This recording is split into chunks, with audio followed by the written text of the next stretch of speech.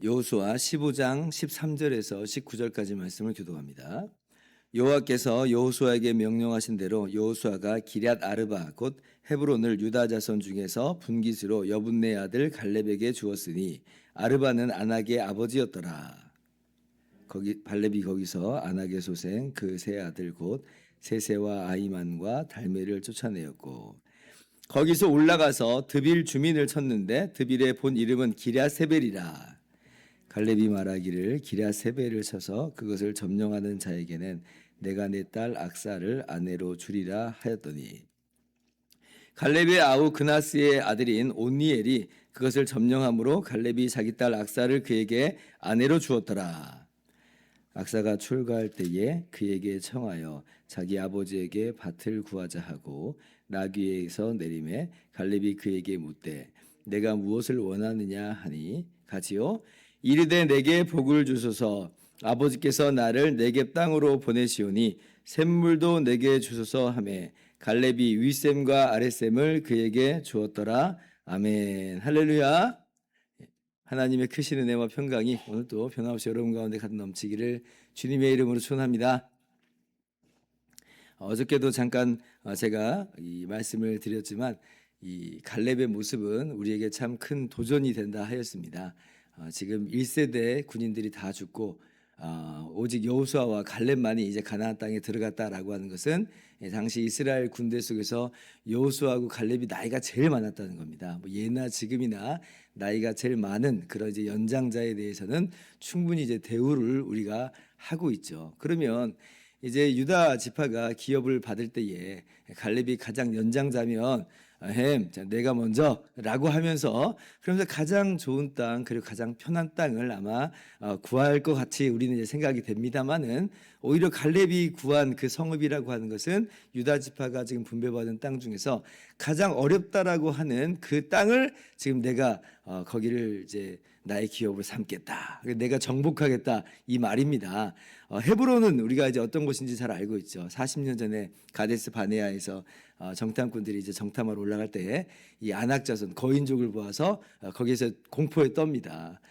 그들이 보기엔 우리가 메뚜기처럼 보였을 거다. 우리가 보기에도 스스로 메뚜기 같다라고 하면서 오히려 불신앙과 하나님에 대한 불신과 불신앙에 빠져서 그렇게 해서 이제 애굽 땅으로 돌아가자 했던 그런 반역의 사건이 있었잖아요. 그 바로 원흉이 아낙 자손이었고 그 아낙 자손 중에 가장 강력한 세력들이 큰 사람들이 머물고 있었던 데가 바로 헤브론이었다는 것이에요. 근데 이제 갈렙은 그들은 우리의 먹이다. 하나님이 우리와 함께 하시면 우리가 능히 그것을 취할 수 있다라고 이야기를 했죠. 근데 뭐 사람들은 이미 다 다른 10명의 정탐꾼의 그 보고에 마음이 뺏겨버려 가지고 밤새도록 울면서 그렇게 원망하고 그 마음이 돌아가지 않습니다. 오히려 여호수아와 갈렙을 돌로 치려고 하는 그런 순간까지도 이제 도달하게 되었죠. 근데 이제 그게 이제 갈렙의 마음에는 어떻게 보면 한이 되었던 거예요. 우리 금요일 날 찬양기도 때 염현우 목사님께서 말씀하신 것처럼 이것들만 아니면 그때 바로 들어갈 수 있었는데 얘네들 때문에 이스라엘 백성들이 지금 마음이 그렇게 반역 가운데 빠지게 됐다. 그래서 한마디로 말하면 갈렙은 지금 45년 동안 이 광야 38년과 또 이제 가나안 정복 7년을 합쳐서 이 45년 동안에는 어떻게 보면 정말 이 시간을 마냥 기다려야만 되는 시간이 돼버린 셈이 되었잖아요. 그래서 이제 갈렙이 지금 바로 그 헤브론을 이제 나에게 달라 하고 그 헤브론으로 올라간 거예요. 가장 어려운 것, 거인족들이 머물고 있는 것. 그리고 정말 그렇게 하나님께서 갈렙과 함께 하시니 헤브론마저도 그렇게 무너지게 되는 것을 말씀 속에서 확인하면서 정말 그렇구나 다시 한번 우리가 깨닫게 되는 것이에요. 하나님이 함께 하시면 저 헤브론도 아무리 큰 거인족이 머물고 있는 그런 헤브론이라고 할지라도 무너지고 마는구나 라고 하는 걸 다시 한번 우리 마음 가운데 새길 수가 있는 거죠. 그런데 오늘 말씀 보니까 갈렙은 거기서만으로 그치지 않는다는 것이에요.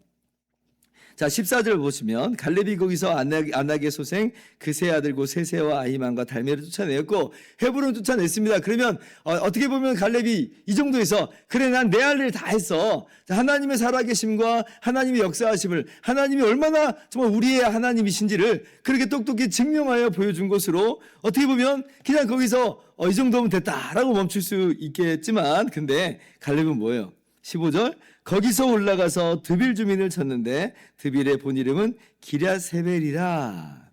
갈렙은 거기서 멈추지 않았다는 것입니다.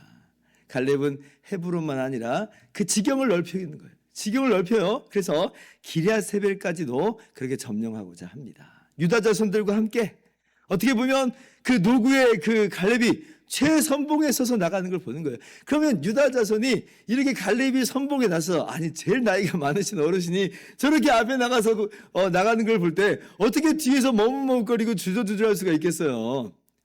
그죠? 그러니까 갈렙의 모습이 유다 자손들에게 도전이 되고 유다 자손들에게 어떻게 보면은 힘이 되는 거예요. 야, 저 어르신도 저렇게 나가는데 나도 해야 되겠구나라고 하는 마음을 좀 품을 수가 있다는 거죠. 이때 이제 그래서 갈렙이 기랴세벨을 또 치려고 하는데 이때는 또 이런 이야기를 도전을 주죠. 이 기랴세벨을 쳐서 취하는 사람은 내 딸 악사를 그에게 아내로 주겠다. 예전에 이제 고대 근동에서는 이제 부모님이 이제 아버지가 이제 가족들의 이제 그 생사 여타를 좀 쥐고 있는 형태였잖아요. 그래서 오늘날의 관점으로 보면 아니 뭐 딸이 무슨 물건이야 사고 팔게 뭐 이렇게 생각이 될 수 있겠지만 그러나 이제 당시의 문화 속에서는 아버지가 딸을 그렇게 할 수 있는 그런 여지가 또 있는 것입니다. 그러면 지금 갈렙이 지금 내가 힘이 없어서 내가 헤브론을 쳤더니 너무나 힘이 빠졌고 나는 지쳤고 그래서 나는 못하겠으니까 야 누가 나가라 그러면 내가 내 딸 악사를 줄게 뭐 이런 뉘앙스일까요? 그러지 않을 거라고 봅니다.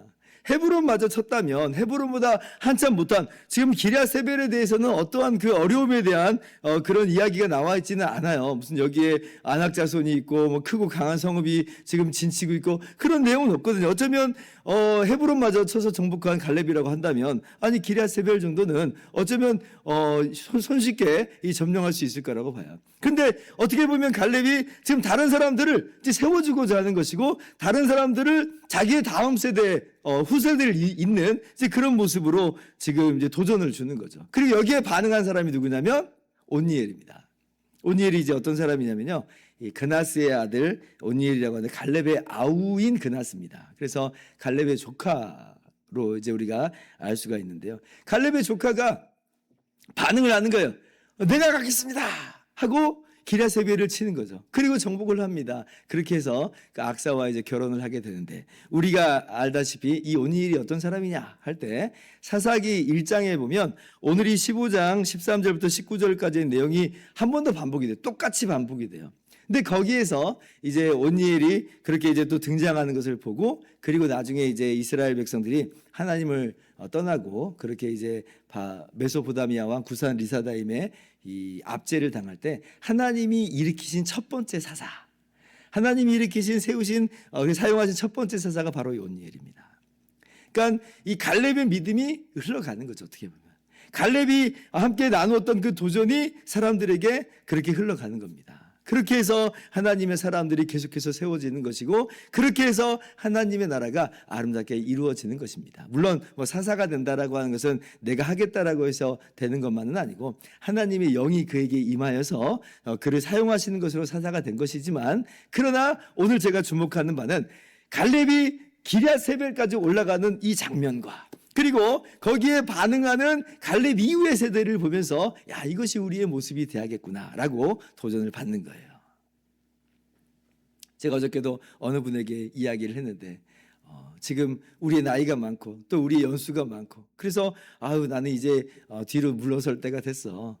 우리가 어느 순간에는 어느 때에서는 아마 그런 시간들이 필요할 수 있겠습니다만은 갈렙처럼 85세의 나이에도 헤브론 가장 어려운 곳은 내가 치겠습니다 라고 하면서 나가는 그런 용기와 그러한 담대함으로 그러한 열심으로 나갈 필요가 있고 나아가서 이러한 우리를 통해서 선한 영향력이 우리의 다음 시대까지 흘러갈 수 있도록 그렇게 다음 세대를 키우는 일로서 우리가 잘 감당하는 우리 모두가 될 수 있기를 바랍니다. 이것이 오늘 우리에게 주신 귀한 교훈인데, 더불어서 하나의 에피소드가 있죠. 그때 이제 악사가 이제 아버지에게 이제 그 이야기를 하는 거예요. 이제 시집 보내는 거잖아요. 그리고 어떻게 보면 이 유다가 이 분배받은 땅은 가나안 지역의 남부이면서 네게브라고 하는 이제 광야가 거기 속해 있습니다. 물이 좀 부족한 어떻게 보면 그런 기후인 것으로 보여요. 그때 이제 악사가 그래서 구하는 거죠. 아버지, 지금 나를 남방으로 네게브로 보내시는데 내가 구할 것이 있습니다라고 그렇게 이야기를 합니다. 그러면서 그럼 뭘 구하느냐라고 이제 갈렙이 이야기하니까 뭐라고 이야기해요? 19절 같이 한번 읽습니다. 시작. 이르되 내게 복을 주소서, 아버지께서 나를 네겝 땅으로 보내시오니 샘물도 내게 주소서. 갈렙이 윗샘과 아랫샘을 그에게 주었더라.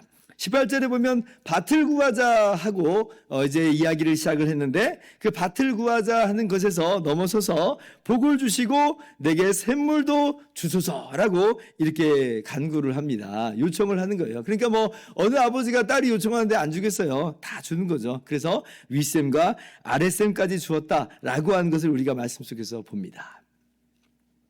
오늘 그렇게 하나님께 은혜를 구하는 그런 시간 될 수 있기를 바랍니다.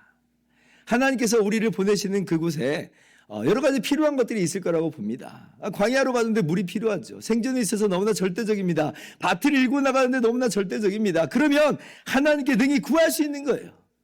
하나님께서는 우리의 필요를 아시니까 우리의 필요를 능히 채워주시는 하나님이다라고 하는 것이에요. 그래서 우리가 잘 알고 있는 야베스의 기도도 그렇잖아요. 주께서 내게 복을 주시려거든 나의 지경을 넓히시고 주의 손으로 나를 도우사 나로 환난을 벗어나 근심이 없게 하옵소서 하였더니 하나님이 그가 구하는 것을 허락하셨더라라고 하는 것을 우리가 말씀에서 잘 배워 알고 있습니다. 그러므로 하나님께서 오늘 우리에게 보내시는 그곳에 필요한 것이 있을 거예요. 그때 우리가 하나님께 구할 수 있는 것이고, 하나님께서는 마르지 않는 샘물로서 우리 가운데 임재하여 주시며 우리의 모든 필요를 공급하시는 하나님이다라고 하는 거죠. 오늘 이 새벽에 기도하는 내용이 그렇습니다.